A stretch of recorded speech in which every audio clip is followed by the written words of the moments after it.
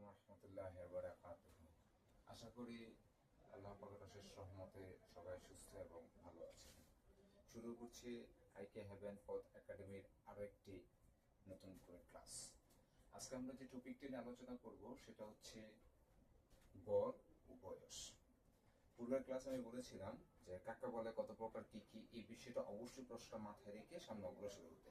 সেই প্রশ্ন থেকে আজকে আমরা আবার শুরু করব। গড় কাকে বলে, কত প্রকার, কি কি।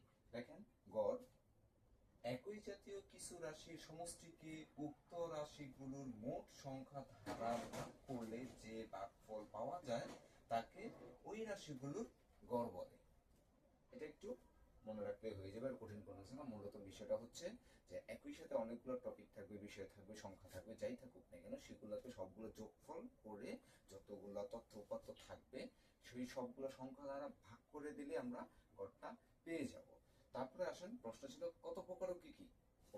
গড় দুই প্রকার। গড় ছিল দুই প্রকার, সাধারণ গড় আর একটা হচ্ছে ধারাবাহিক সংখ্যা গড়। ক্লিয়ার? উদাহরণ আমরা অঙ্কগুলো করব সংজ্ঞা সহ, আস্তে আস্তে আমরা এই বিষয়গুলো অঙ্ক যেহেতু বুঝে ফেলবো। ওকে, আজকে আমরা দুইটা সলিউশন করার চেষ্টা করব। প্রথম অঙ্কটা দেখেন, রহিম ও করিম এর বয়সের গড় ৩৫ বছর। রহিম ও হামজার বয়সের গড় ২০ বছর।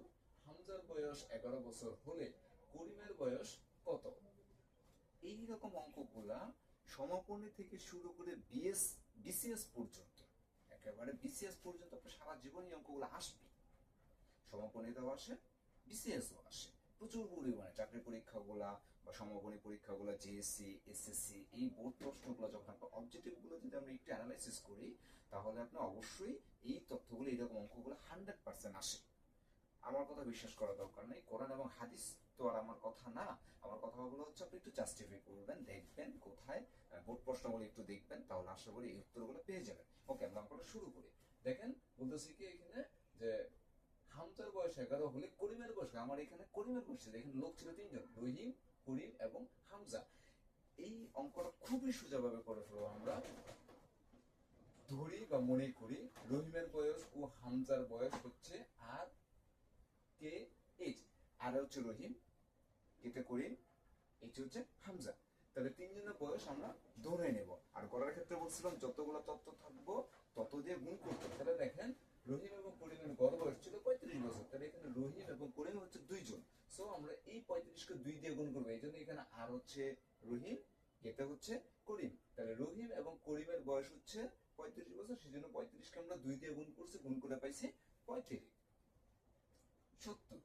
আশা করি বিষয়টা বোঝাতে পারছি। এরপর রহিম এবং করিম এখানে আরেকটু ছিল, রহিম এবং হামজার বয়স ছিল ২০ বছর। সো ২০কে আমরা ২ দিয়ে গুণ দিয়েছি, হয়েছে ৪০। তাহলে এই দুইটা আমরা কি করব, বিয়োগ করা। বিয়োগ করলে সবসময় চিহ্ন পরিবর্তন হয়ে যায়, প্লাস থাকলে মাইনাস, মাইনাস থাকলে প্লাস, সবসময়। শুধু এই অঙ্কর জন্য না, এটা একটা বেসিক রুল সবসময়। তাহলে দেখেন, আমরা যদি বিয়োগ করি তাহলে আরে এবং আরে, এই আর কাটা থাকলো কে এবং এইচ, এই হচ্ছে কে এবং মাইনাস, চিহ্ন পরিবর্তন হয়ে গেছে এইচ এবং এই ৩৫ থেকে ৭০ থেকে যদি আমরা ৪০ বাদ দিই থাকে ৩০। এরপরে আমরা প্রশ্ন বলছে করিমের বয়স কত। সো করিম রেখে এখানে কে রেখে বাকি সবগুলো সবসময় সমান সমান ওই পাশে দিতে হয়, শুধু এই অঙ্কর জন্য না, সারাটার জীবন। আবার বলতেছে আমরা শিখবো রুল, অঙ্ক না। এটার মতো অঙ্ক পরীক্ষাতে অনেক আসবে। সো আমরা অঙ্ক শিখবো। তাইলে কে রেখে ওই পাশে আমরা দিয়ে দিলাম, এখানে যে ৩০ ছিল, এই ৩০ এখানে ছিল মাইনাস, এখানে গিয়ে হয়ে গেছে প্লাস, এই এইচ এর এইচ। তাহলে কে এর কে, ৩০ এর ৩০, এইচ এর একটা মান আমাদের এখানে দেওয়া আছে, এই যে এখানে, অর্থাৎ হামজার বয়স, যেটা হামজার বয়স ১১ ছিল, এই জন্য ব্রেকারে লিখে রাখছি এইচ ইজ ইকুয়াল টু হামজার বয়স। তাহলে হামজার বয়স প্রশ্ন দেওয়া ছিল ১১, এই হচ্ছে ১১। তাহলে ৩০ এর লগে যদি আমরা ১১ যোগ করি হইল ৪১। এইখানে এসে এবার উত্তরটা দিয়ে দেবো কি, এই খ হচ্ছে আমাদের আনসার। পরীক্ষাতে অবজেক্টিভ খুব চমৎকার ভাবে এইভাবে আসবে, নিশ্চিত আসবে। সো আমরা এই বিষয়গুলো মাথায় রেখে তারপর আনসার গুলো করার চেষ্টা করব। এরপরে হচ্ছে পিতা ও পুত্রের গড় বয়স ৩০ বছর। ৬ বছর পর তাদের বয়সের অনুপাত 5:1 হলে পুত্রের বর্তমান বয়স কত? খুবই ইম্পর্টেন্ট একটা প্রশ্ন, খুবই ইম্পর্টেন্ট একটা প্রশ্ন। পুত্রের বর্তমান বয়স কত, এরকম পিতা ও পুত্রের অঙ্ক সবসময় আসে, সবসময় আসে, আজকের জন্য না, এটা সারা জীবনের জন্য শিখে রাখেন। আর আমাদের যেটা বলছে 5 বছর পরে তো 5 বছর পরে বলার জন্য আমরা সবসময় মাথায় রাখবো যে কোনো কিছু আজকেরটা চিন্তা করতে হয়। আমি আজ বেঁচে আছি বলে আমি আজকে কথা বলতে পারতেছি, কালকে বেঁচে থাকবো কিনা জানি না।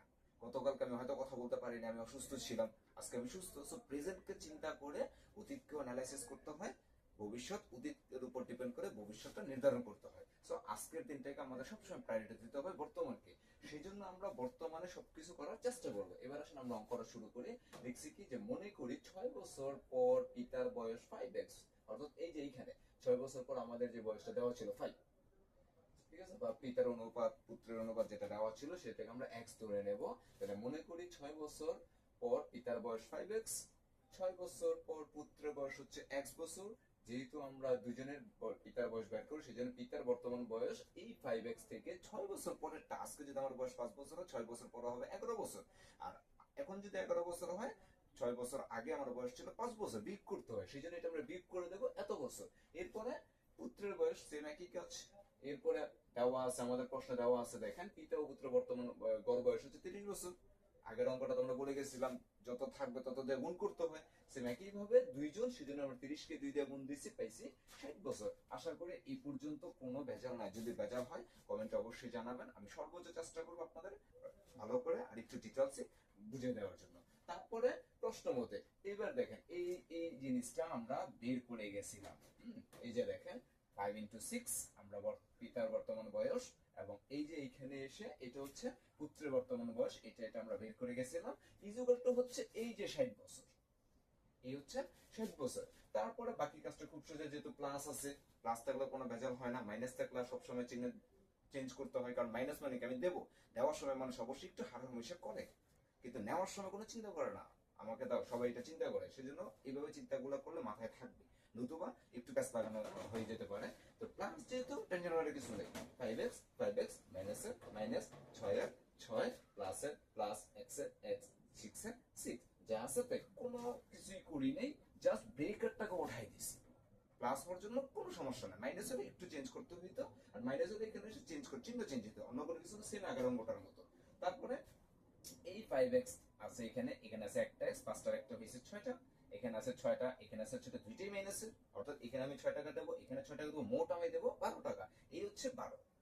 এরপরে সংখ্যা একটু আগে এই অঙ্কটা আমি বলে গেছিলাম, সংখ্যা সারা জীবন আমরা সমসমান ওই পাশে দেবো, এই জন্য এই 12 চলে গেছে এইখানে। তাহলে 6x 60 60, এইখানে ছিল মাইনাস, এই পাশে হয়ে গেছে প্লাস, এই 12, তারপর এই 6x 12-এর সাথে যদি আমরা 60 যোগ করে হইব 72, 72-এর সাথে এর পরের লাইনে 6, এখানে আমরা একটু আগে বলছি সবসময় ওই পাশে চলে যাবে, এই জন্য 6 চলে যাবে এখানে, এখানে আছে গুণন, ওই পেশে গিয়ে হয়ে যাবে বা। তাহলে 6 দিয়ে যদি আমরা 12কে ভাগ করি, 6 12 72, তাহলে x এর মান পাইলাম আমরা 12, x এর মান পেলাম আমরা 12। এবার দেখেন উপরে আমরা লিখে গেছিলাম যে পুত্রের, এই যে 6 বছর পর 6 বছর পর পুত্রের বয়স x বছর, তার মানে 6 বছর পরে পুত্রের বয়স হচ্ছে 12 বছর।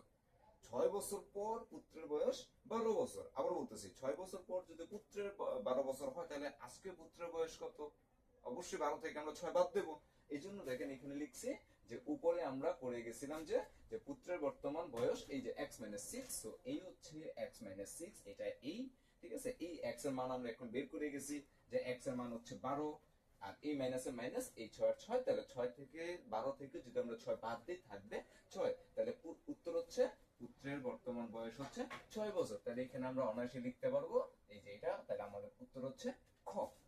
আর তাহলে একের উত্তর ছিল খ, 2 নম্বর প্রশ্নের উত্তর হচ্ছে খ।